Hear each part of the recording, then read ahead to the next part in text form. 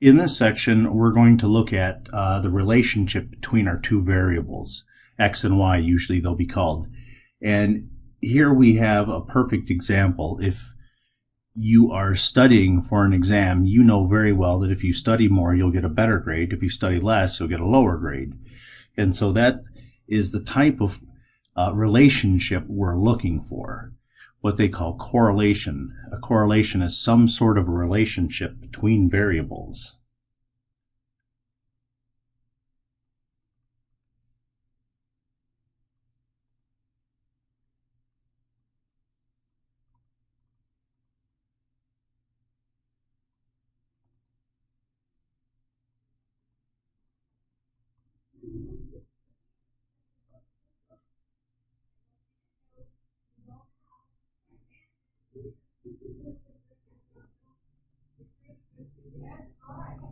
So let's take a look at an example of something that would show a correlation if you just were to graph the points that you're given. Let me explain what I'm talking about. Generally,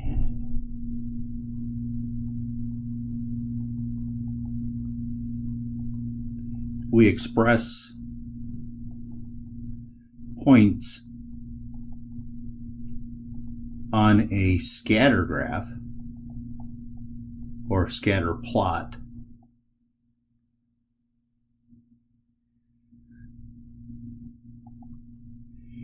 using a notation x comma y. So you've seen this before. You'll have one axis will be called the x-axis, the other axis will be called the y-axis. And so you're going to plot a bunch of data points, and it just depends on the subject how the graph will look. But if we were to look at grades, let's say, versus hours studied, we might not get a perfect relationship between the two, but if we were to plot a lot of different points, chances are we would see a general trend that the more hours you studied, the higher the grade you would get. So we may see something like that. You can see that it's not exactly a straight line, but it generally shows that the more that you study, the better your grades are going to be. And so there seems like there's a correlation. We have some tests to determine if there is any kind of a correlation, or if we think there is a kind of a correlation. So another example that you might see is, let's take a look at, let's say the x and y this time is weight and hours working out.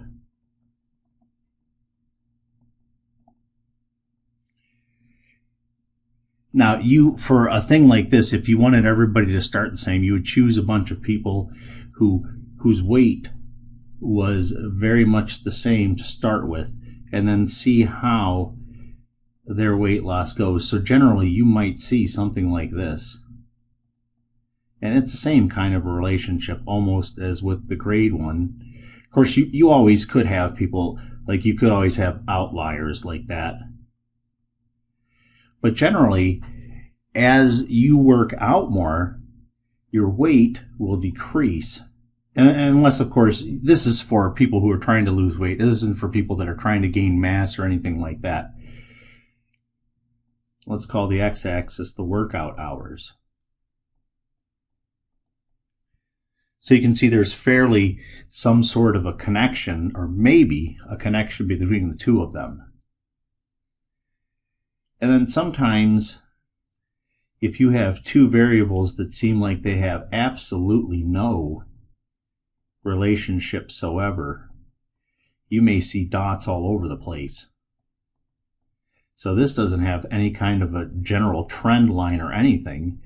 This here looks like there's no correlation whatsoever. So in a situation like this, you would look at it and say, well, there's no correlation there.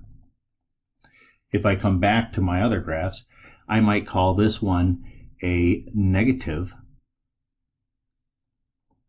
correlation because one variable goes down while the other one goes up. And up here, we may call this a positive correlation. The graph generally goes up as the variables go up.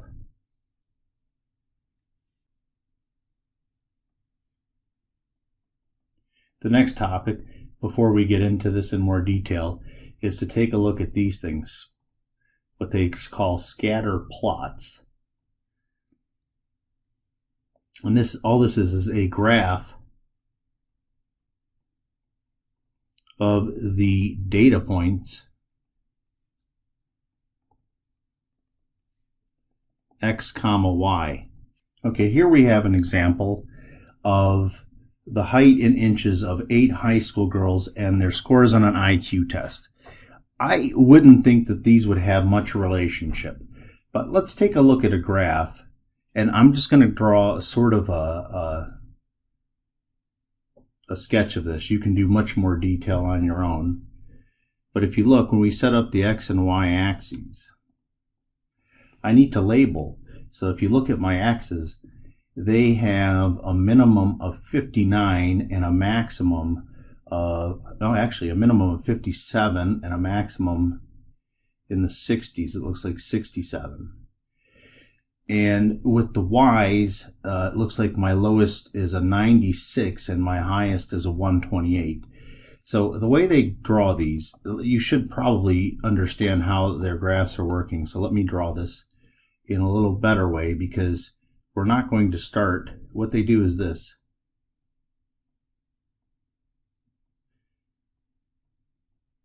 See those little jaggedy things?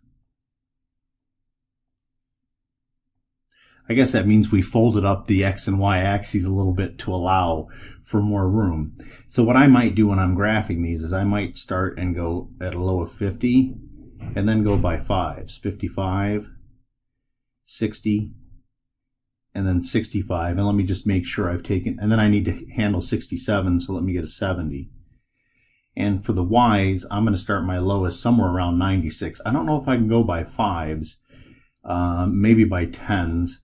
So let's start here with a 90, 100, 110, 120, and then 130. And then let's go ahead and graph these. I don't want an exacting graph here, although when you attempt your homework, they may have you plot them more exactly. I want to see the trend. So let's take a look at our first data point. The x value is 62 and the y value is 109. So a little past 60 and a little below 110, I'm going to put my data point. So that's 62, 109, right about there. All right, now I'll move on to the next one. 58 for x, 102 for y. So 58 is a little before 60, and 102 is a little over 100. So 58, 102, I'll put it right about there. 65 and 107. 65 is right on a mark. 107 is between 100 and 110, although a little closer to 110. So I'll put a dot where I think that is. 67, 114. 67 is a little beyond 65, and then I'll go up to almost halfway between 110 and 120, but not quite. 59, 96. 59 is right before 60. 96 is halfway between 100, or 90 and 100, a little more than halfway, so I'll put a dot there. And then 64 and 100, a little before 65, but right at 100.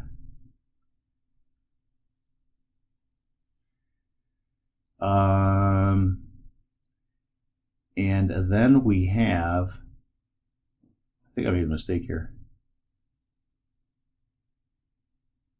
64, 110. I forgot to do 64, 110. That was my mistake. Let me take that dot out. 65, 116. So I'll go up from 65, something like this, right about there. And then 57, 128. That's all the way over here. We have ourselves what looks to be an outlier. Generally speaking, these kind of look like it lines up. It looks like there may be a relationship between height and IQ. This one here, being an outlier, it may or may not affect the whole scenario. We're going to look at this and try to determine if there is a correlation. So let's...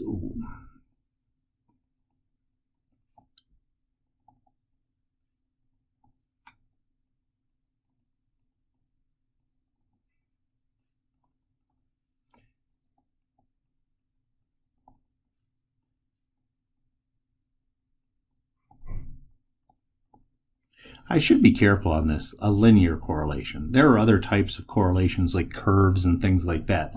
We're interested in those things that line up.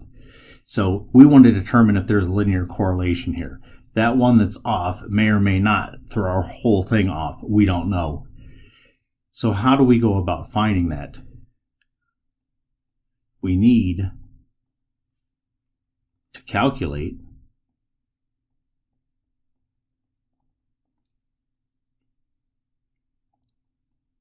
the linear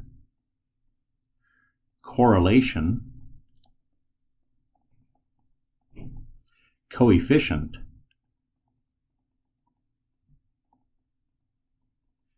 R.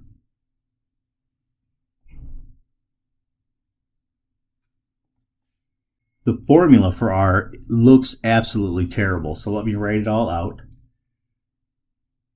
You have to know that these formulas, when I'm not able to derive them, that usually means that the derivation involves some heavy math, usually way beyond the level of this course. And so I'll just write the formula because I know how it is derived and it's not pretty.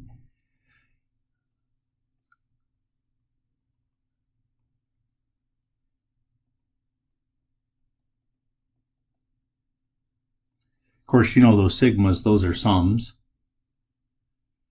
And this also has a denominator. What do you see this thing?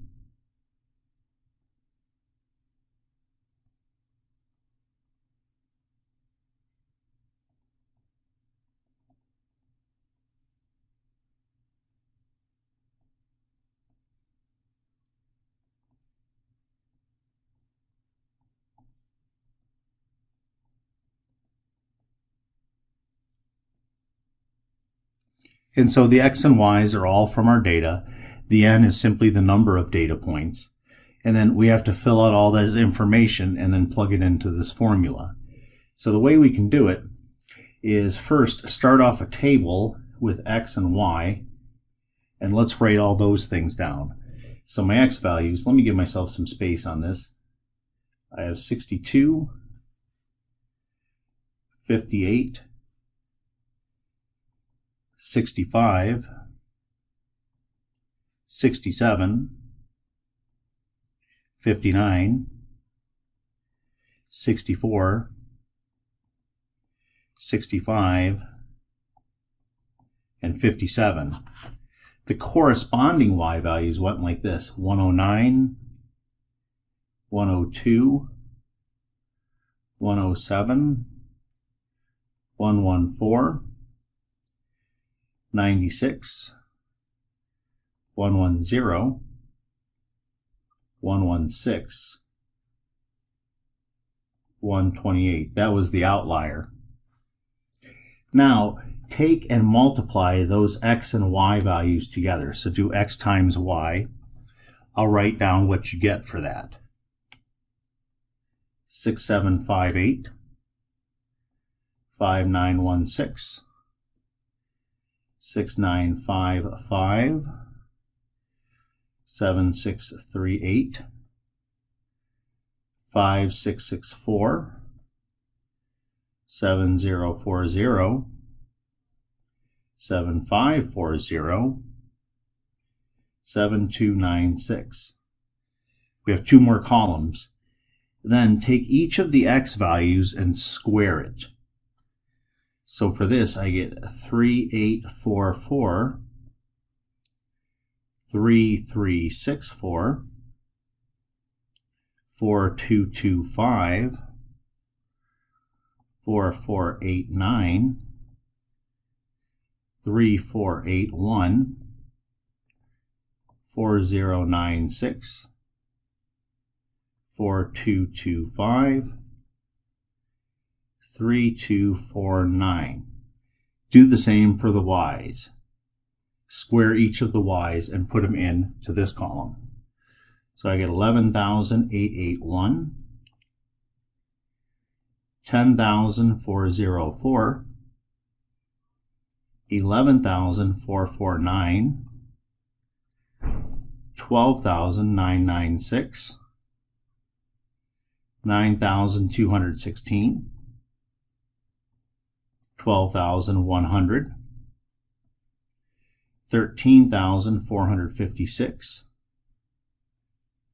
16,384.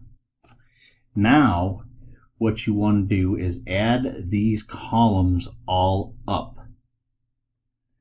So starting with x, the sum of the x values was 497.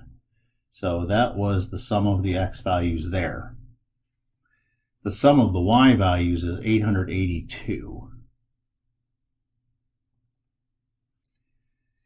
And then here we have 54,807. That is the sum of the x times y values. The next column we have 30,973. That's the sum of the x squares. And then for the final column we have 97,886. And that is the sum of the y squares. And so now I am ready to plug everything that I need into the formula for r. Let me write up the formula for r again. Looks like this. The numerator, n times the sum of x times y, minus the sum of x times the sum of y, all over, we have the square root of n times the sum of x squared minus, here we have the sum of x first, then squared, and then we have another square root, we're multiplying these two, n times the sum of y squared minus the sum of y, that quantity squared. So there it is. Let's put in all of our information that we have. Let's take a look. N, how many items did I have? We had 1, 2, 3, 4, 5, 6, 7, 8. So n is equal to 8. The sum of xy is right here, 54,807. The sum of x is here, that's 497. Times the sum of y, which is here, which is 882.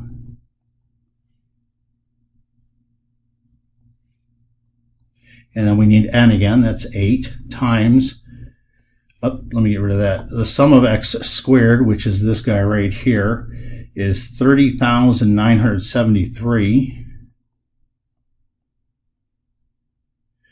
Minus now the sum of x we had over here, 497.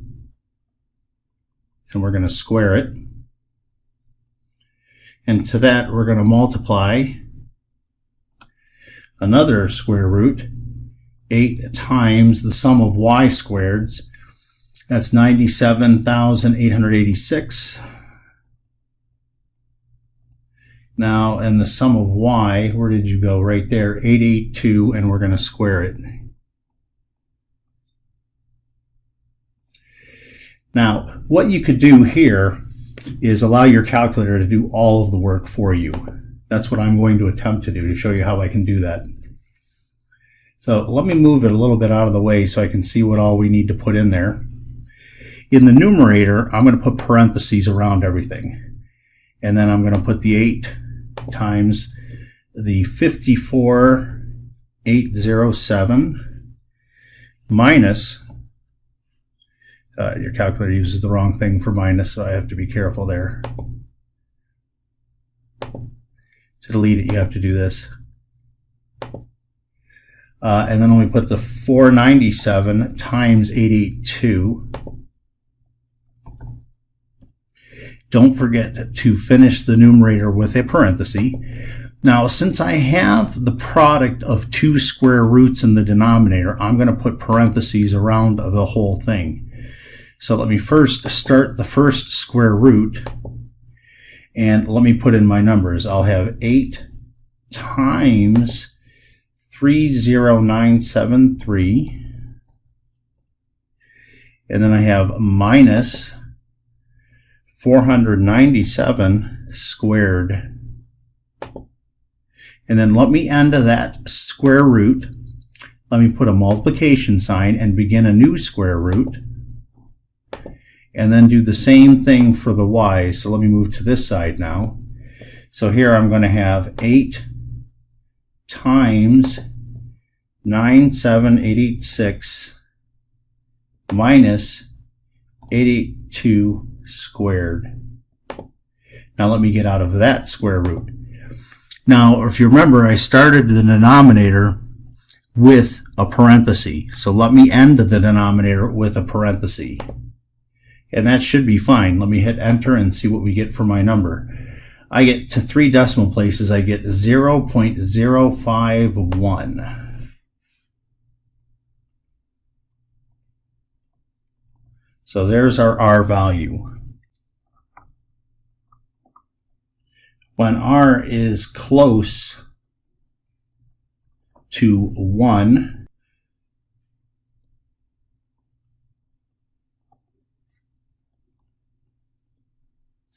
when R is close to 1, we have strong positive linear correlation.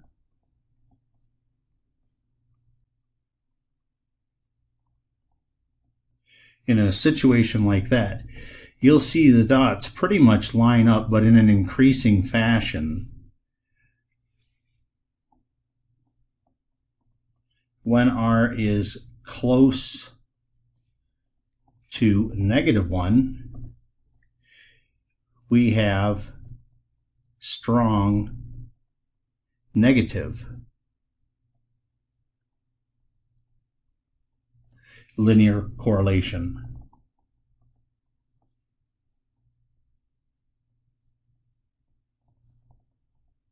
And the dots, as you draw them, they'll generally go downward, but they'll pretty much line up. So something like that.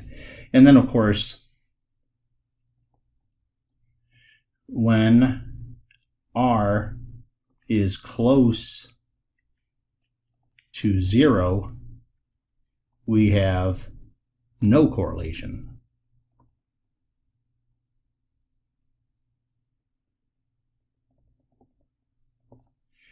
That's when you'll see dots just all over the place, not increasing or decreasing or anything like that. It doesn't have to look that bad. In fact, if you go back to this last example, R equals 0.051. We did graph it at the beginning of the problem, so let me pull back the graph. You can see, if you look at it, it kind of looked like it lined up a little bit, except for that one outlier. Well, that one outlier probably has a big reason why the whole thing is listed as close to 0. So when we see a number that's close to 0, like we got this right here, we have no linear correlation. But it's not enough to just look at the number and say, oh, it's close to this or that. We obviously have ways of telling if the number is going to be significant or not. And we're going to use, well, a table for that.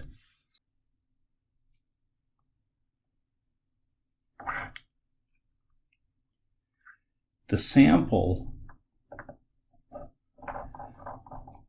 correlation coefficient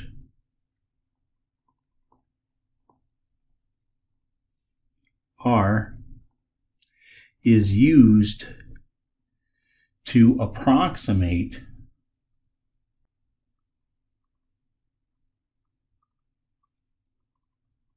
the population correlation coefficient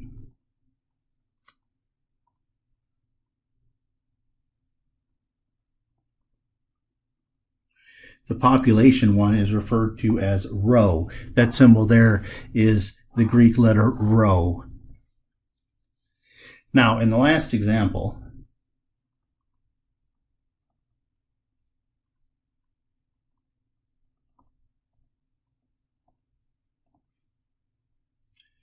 we had n was equal to 8 and r was approximately 0.051. Is r significant?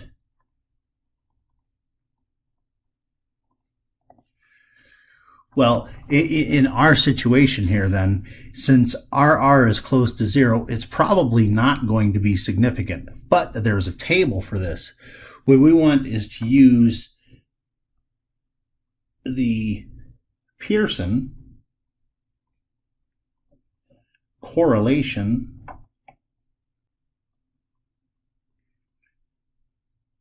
coefficient table, and that will be located in with the other tables in the back of your book.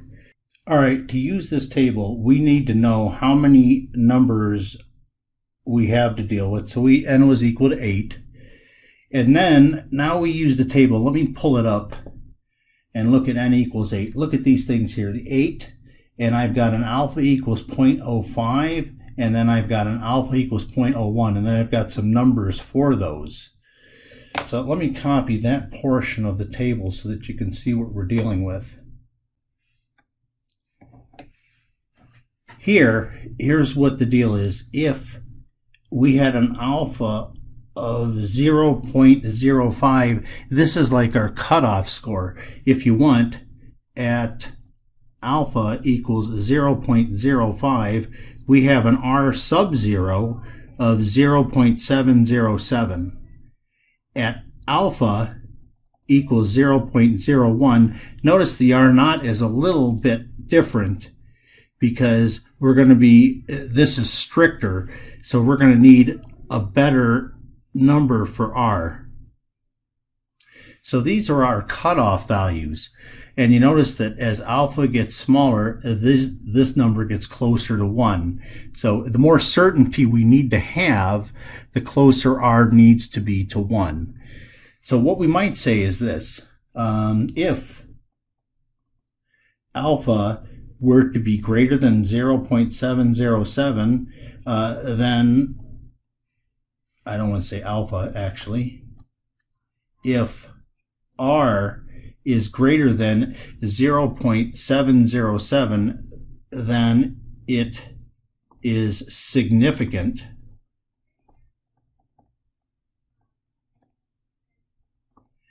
At alpha equals 0.05. Now, if R were greater than 0.834, then it is significant at alpha equals 0.01. So you can see we have two. It depends on what we want. We're only going to ask you questions, obviously, with R equals 0.05 and alpha equals 0.05 and alpha equals 0.01. So our number, that the value of R we got was approximately 0.051. So R 0.051 is not greater than 0.707. 0.051 is not greater than 0.834. So no matter what, R is not significant. And of course, you know that dealing with any kind of uncertainty, we talk about significance of the answer. Now, what I want to do, well, I should say this. Let me finish off what we're going to say. There is not enough evidence to suggest there is a linear correlation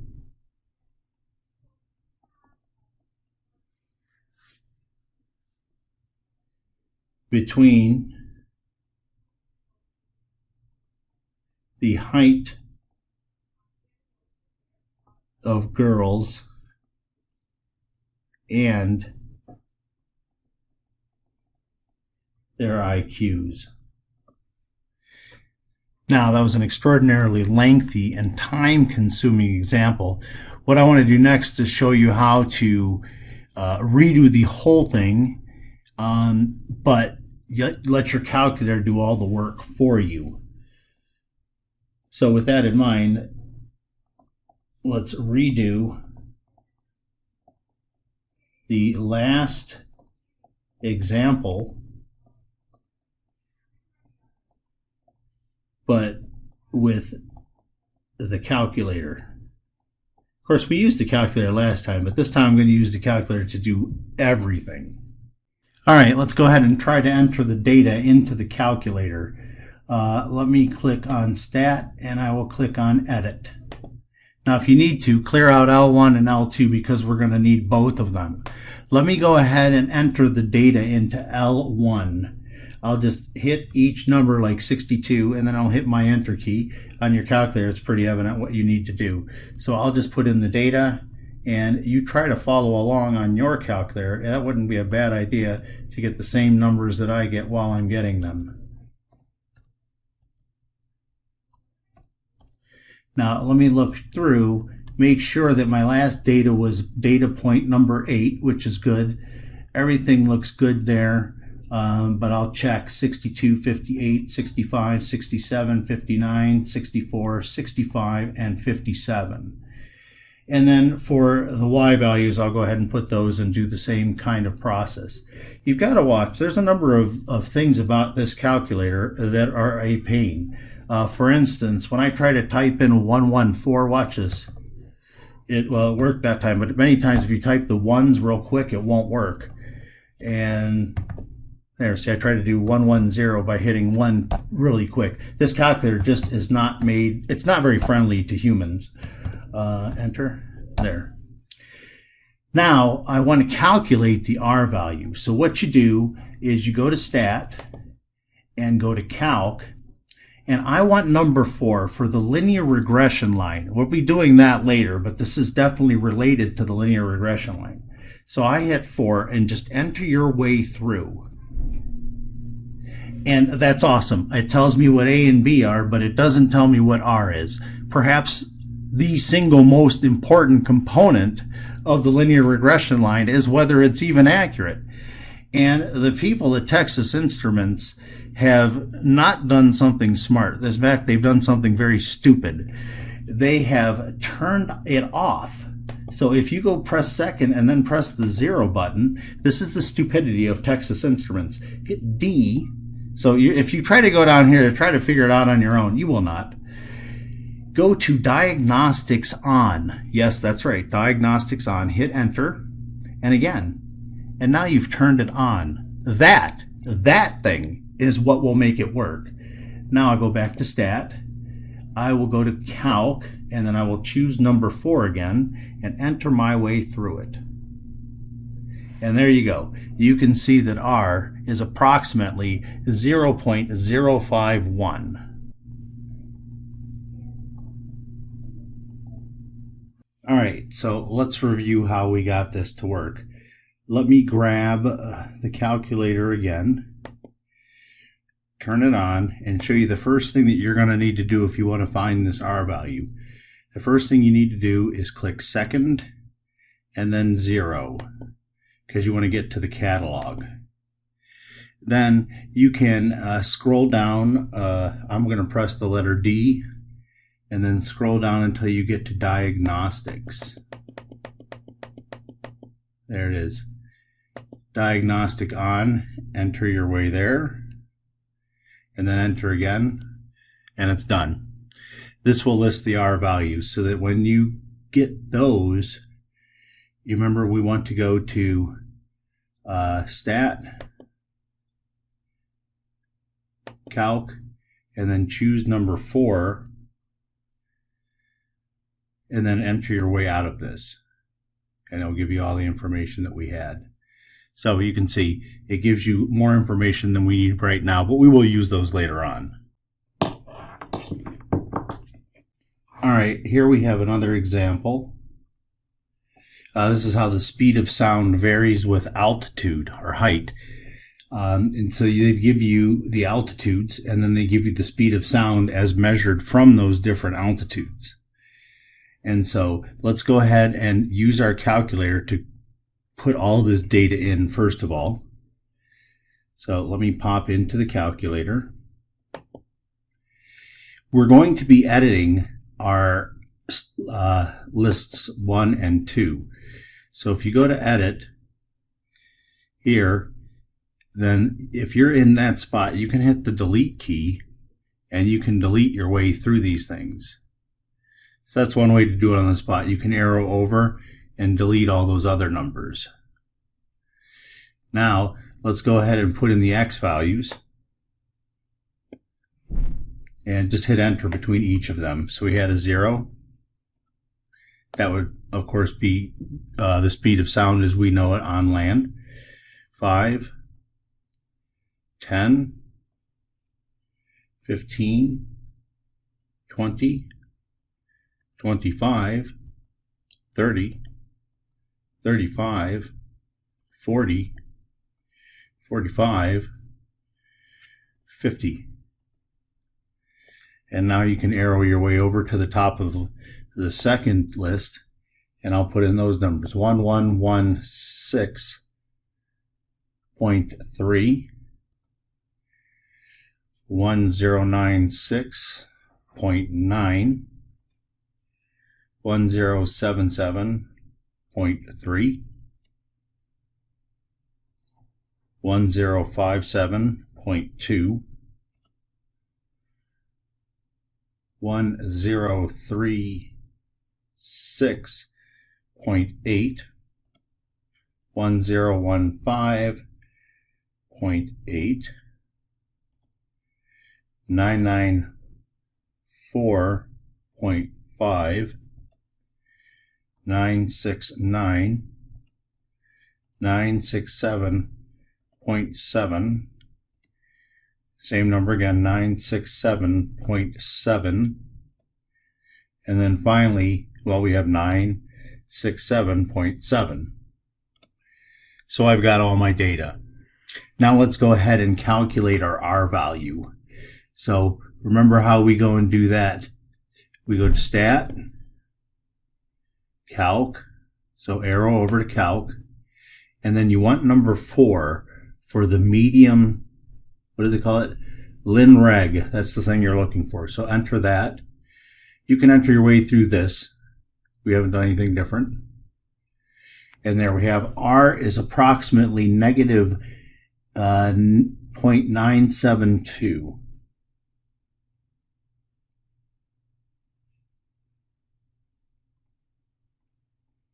So this suggests strong negative correlation, but we don't know if it's significant until we look at the table. So when you use the table, you look at the absolute value of R. So that thing is positive 0.972. Now let's pull up the table.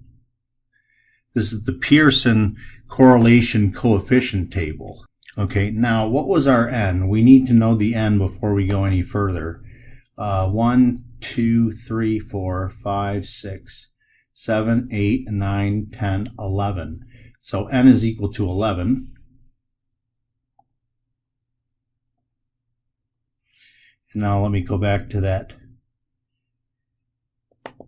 table. N is 11. I look at 0.602 or 0.735. Well, mine is greater than both of those, so it's better. This is what you need. These are the minimum cutoffs for significance. So let me pull this in.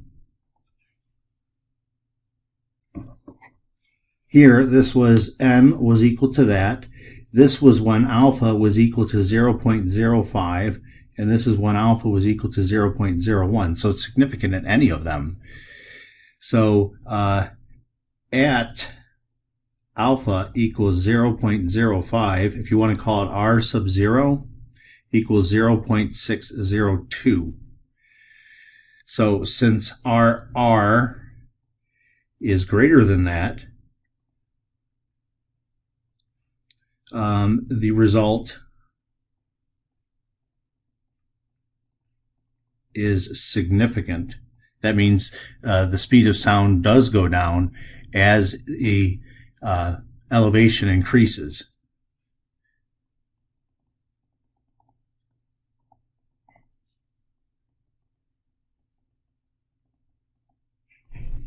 And it's better than 0.05, so that at alpha equals 0.01, the critical value that time was 0.735, and since our r is greater than that thing,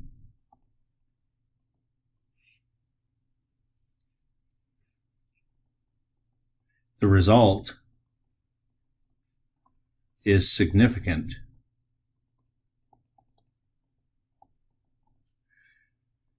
At alpha equals 0.01. There's some other things you can do on this calculator. I think you might find it useful. Let me come back here. So this is indicating to me that we certainly have some sort of a correlation, it looks like, because that r is so close to 1.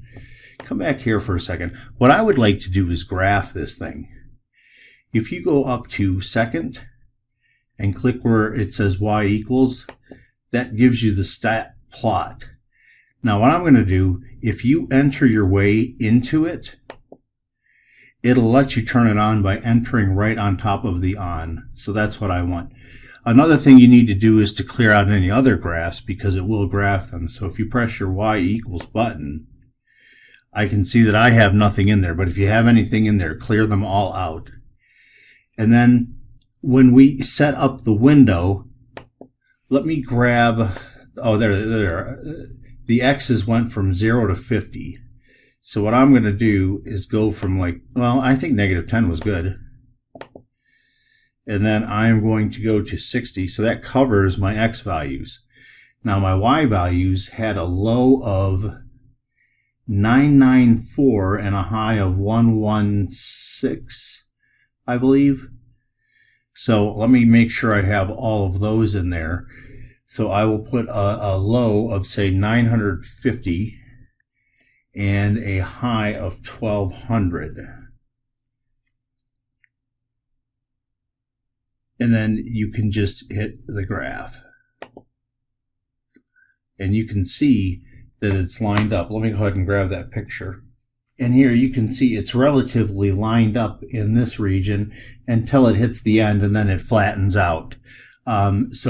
At least from the beginning to this point, we hit the downward slope, the negative. Let's see, the r was negative, so it's a downward slope to it. And look, it's almost lined up perfectly, at least for that portion of it. These here did not change. Well, they didn't do a lot of change to the r value. Had they also lined up, this r value would have even been closer to 1. This is one way to kind of do hypothesis testing for r, to see if r is significant or not. There's an equivalent method, which is the standard hypothesis test that you're used to. So let's write these steps down.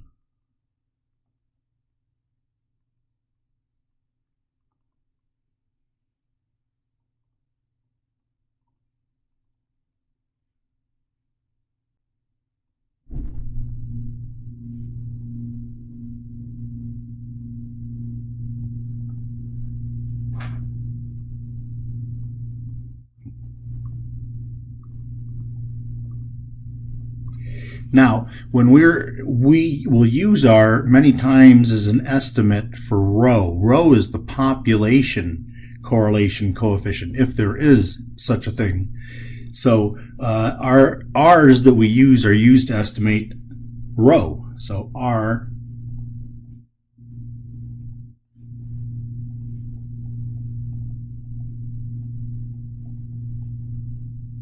and of course that's through taking samples of certain sizes and comparing those. All right, let's take a look at the hypothesis test. What we're going to use for this, we use the T table for what we're going to do. And of course, if you want to use your calculator, that's possible as well. All right, let's go. First, you, as normal, identify H0 and HA. Specify alpha.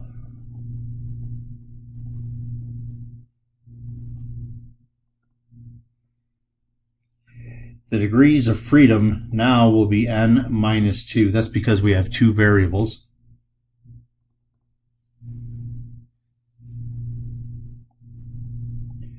Use the T table to determine critical values.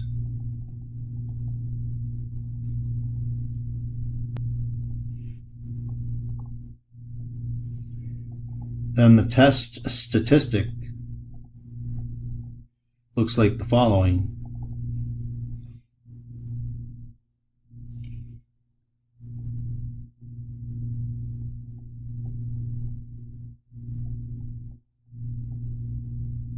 That's our formula. So R obviously will have to be calculated before you get to that part. And then finally make the decision.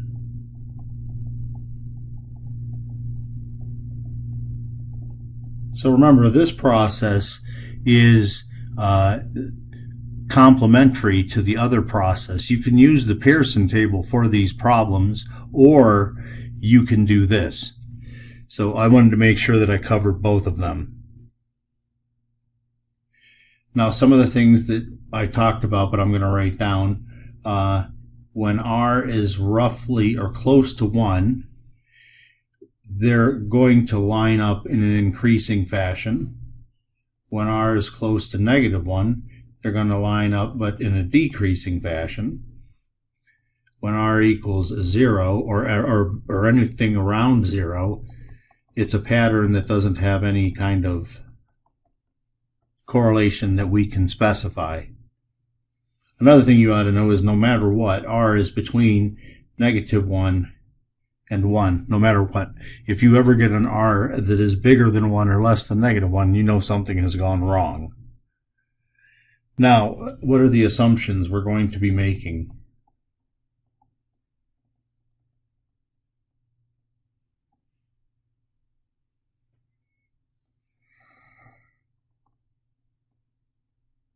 The samples, which will come in the form of XY, are random.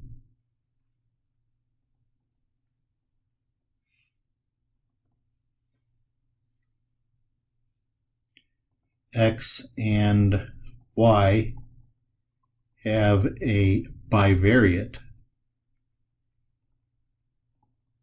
normal distribution.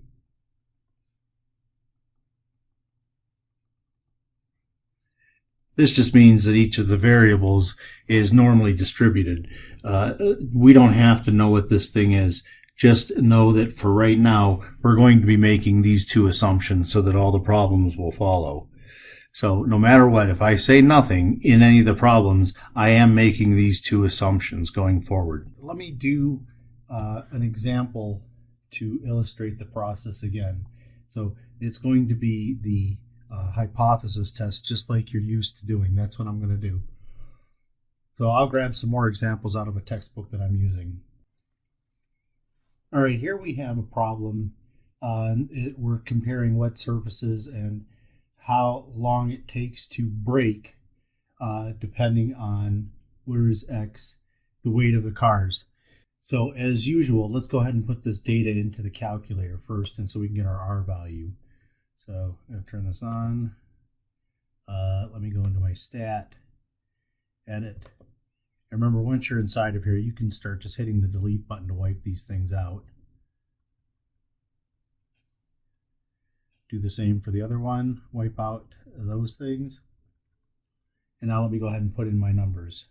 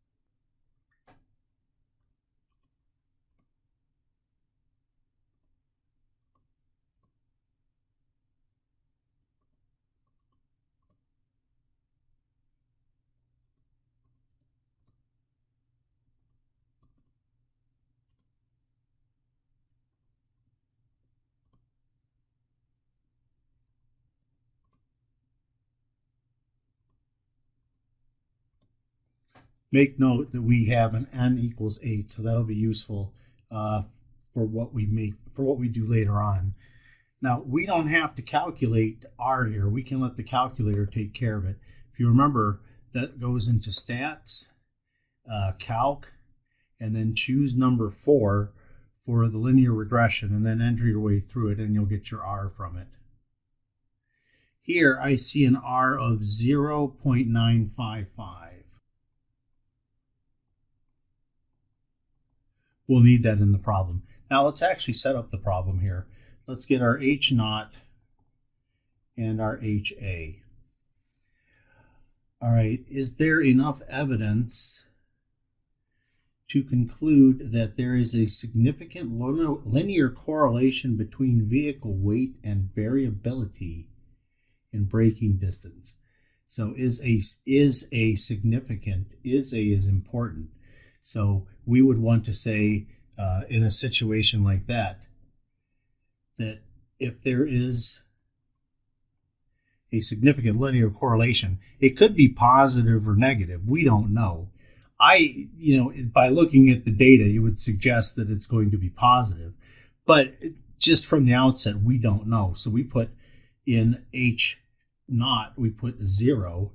That would mean there's no correlation whatsoever. And then rho not equal to 0 means that there is some correlation. So let's claim, is that enough correlation? This is a two-tailed test.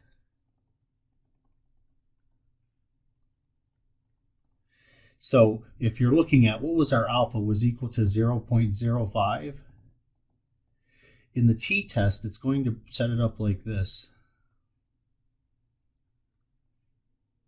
It's going to split this into 0.025 on that end, and over here, 0.025.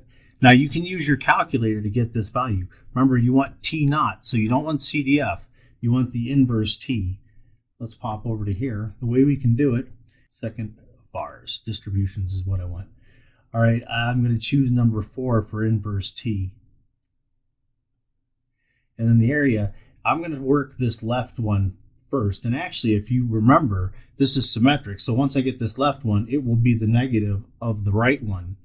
So let's go ahead and put our area in, 0.025. The degrees of freedom, remember, it's n minus 2 in this problem. So it's 8 minus 2. You're allowed to put that in there. Go ahead and enter your way. I don't know. Now, you've got to be careful, though. When I clicked the minus on my keyboard, it was a different minus than was there. Now I think, oh, it's not going to do anything. Okay, let's see what we get. Negative 2.447. That automatically makes this one 2.447. And now our test stat. And that was T was equal to r divided by the square root of 1 minus r squared divided by n minus 2. Now, my r was about 0.955. You can certainly put it in there and you'll be fine. Check this out though. If I want to just use r the way it is, it's in the list of variables. And you can go here to y of r. Actually, no, I'm sorry. Go down to statistics number 5. And then, let's see, I'm trying to remember which one it was in. Yes, there it is, EQ. See number 7? So if I type number 7 and then divide,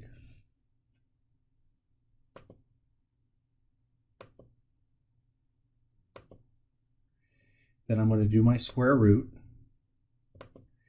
And then the beauty is I can do, let me put in parentheses, 1 minus, and then I can go back to the vars, y vars, sorry, I keep doing that, I mean 5 for statistics, and then this EQ, and then I want number 7, and I can put the little square on it, so I don't actually have to type in the R. Now it also has n minus 2, so if you wanted to, I believe, actually this is division. Let's find that as well. N minus 2, well I can just do 8. I don't think I'm going to find n, because that's never going to be hard, but I can do 8 minus 2 and enter my way out of this thing. So I get 7.902. If you had rounded yours to 3 decimal places, your answer will be a little different from mine. But nonetheless, we can definitely see this is in the critical region. So we would reject H naught. So in fact, we believe the evidence suggests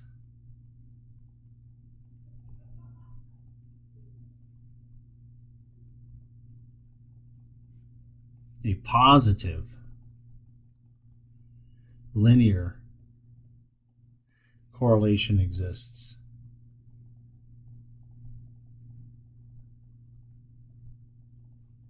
And that was between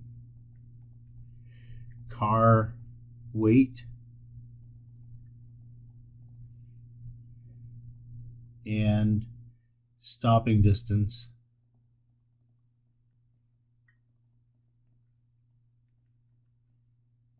on a wet surface.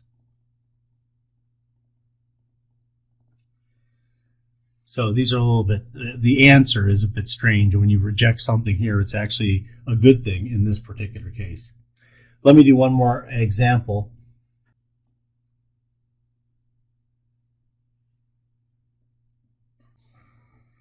All right, I put in the table from that exercise 26 that it's referring to, the maximum weight in kilograms for which one repetition of a half squat can be performed in the times in seconds to run a 10-meter sprint.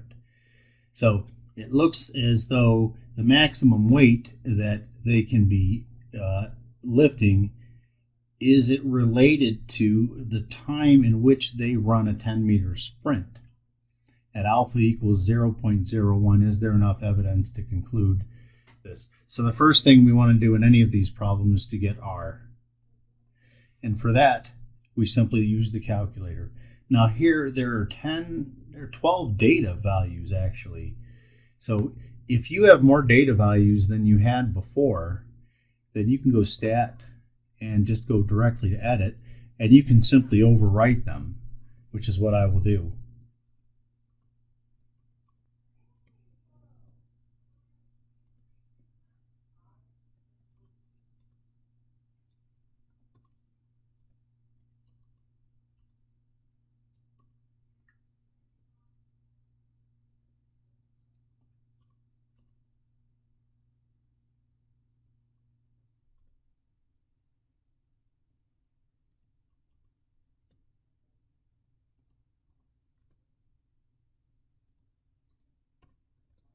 And that was data point 12. Perfect. Now go ahead and get yourself to the top of the second list and overwrite those values.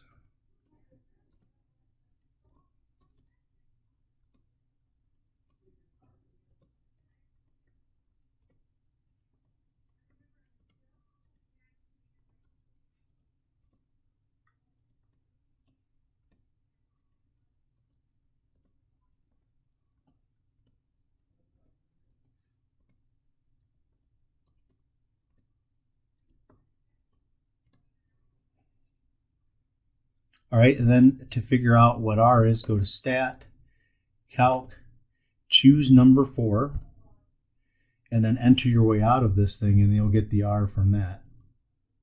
So there it is. So R this time is negative 9.975. So it certainly looks to be like it's going to be significant. We're going to use the hypothesis test for this. Remember, you can use the Pearson table too. That will also provide you with an answer. So let's take a look at, you have the table shows that is there enough evidence to conclude that there is a significant linear correlation between the data? Is there a significant linear correlation? And so it doesn't say whether it's positive or negative correlation. So what they're saying is there significant linear correlation. They just mean it could be positive or negative. I would have restated it to be negative, but nonetheless, it doesn't matter. It's just going to make it a two-tailed test is all. And our alpha equals 0.01. So when you do your table or your calculator, this will be 0.005. 0.005 will be in there as well. And your calculator can figure out both points at once. All I have to do is put 2 pieces of information in. So I'm going to go to second, distributions, and once again, inverse t, number 4. This time I want to put 0.005. You know, if you really, I hit the backspace button. If you really want to be really simple about it, you can do this. Let me delete. You can actually do this. 0.01 divided by 2, and then you don't have to do any kind of a calculation. Then we had 12 minus 2, so almost nothing that you have to put in. And let's see what we get. You got to watch. I put a negative instead of a minus. I used my keyboard. Put a minus there and it will work. Negative 3.169.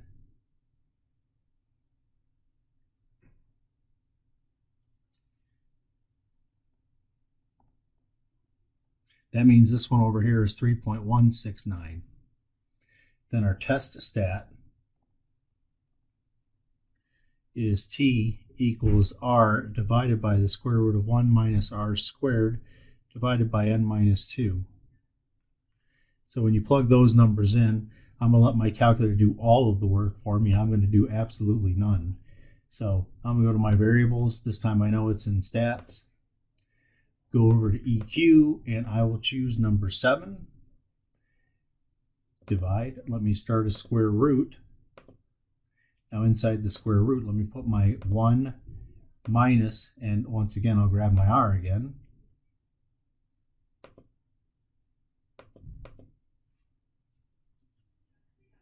Make sure that's squared. And then finish off the parenthesis. And then divide by your n minus 2.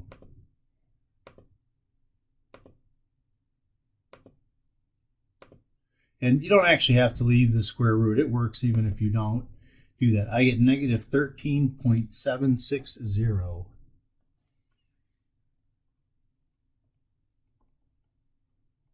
So that is strongly here. So reject